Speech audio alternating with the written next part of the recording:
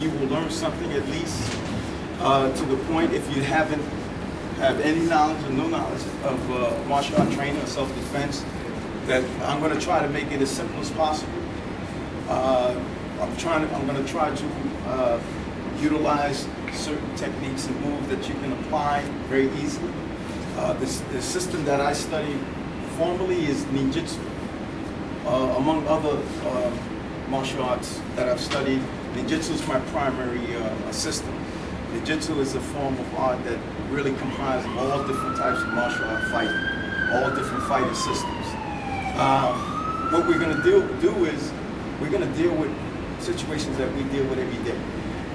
In some instances, as we progress, we are really going to do, like apply scenarios, things that you might encounter in the street. As you can see, and as time goes on, there's so much violence and crime that's committed.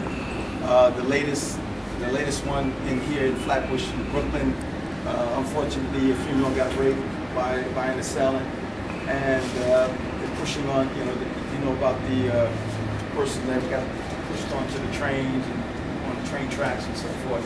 So we want to be conscious of these kind of situations, and how can we best address. The main thing with self-defense is that's exactly what it means, to defend yourself by whatever means is necessary. It's not going to be the formal type of things that you might see in martial art training, where you see different forms of blocks and punches and things like that. The things that I'm going to do is try to apply methods that you can use.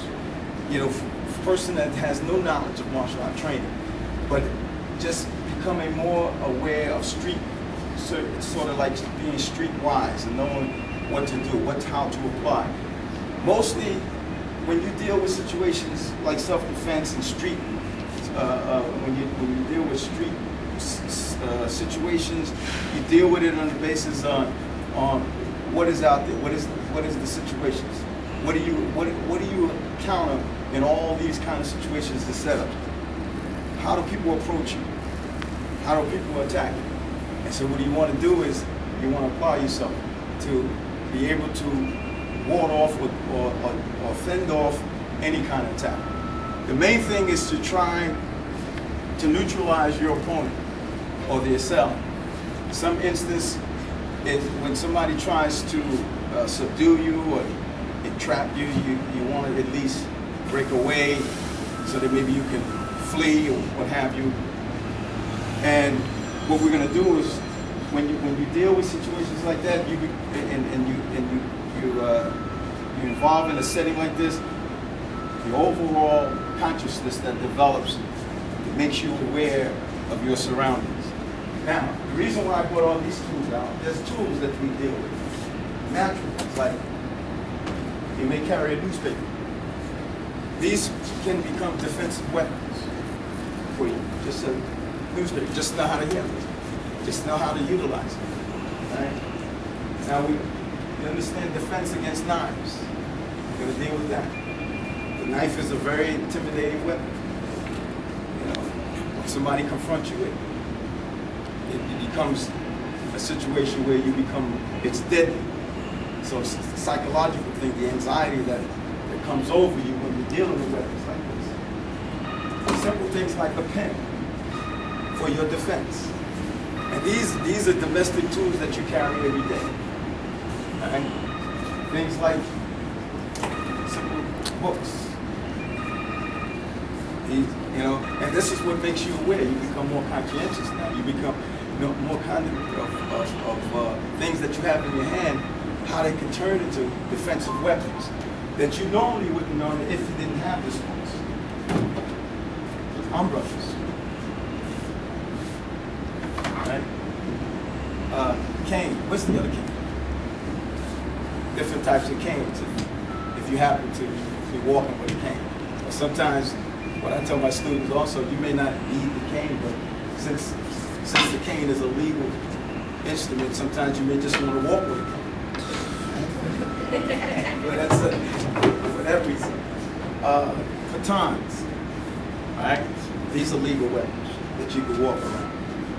Right? And then you may have to defend yourself against. And defend yourself against a bat.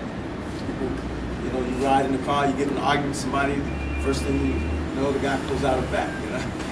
You have this situation. All right? So this is the nature of this course. And hopefully we'll have many more. We have some sessions lined up, but hopefully we have many more. And hopefully at some point, at whatever part, in terms of when we complete it, that you have some indication on how to defend yourself. Okay? Now, who are my students with me?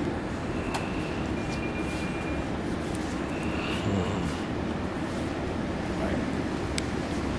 These are some of my students. And this is my female instructor. This is Sister Anita.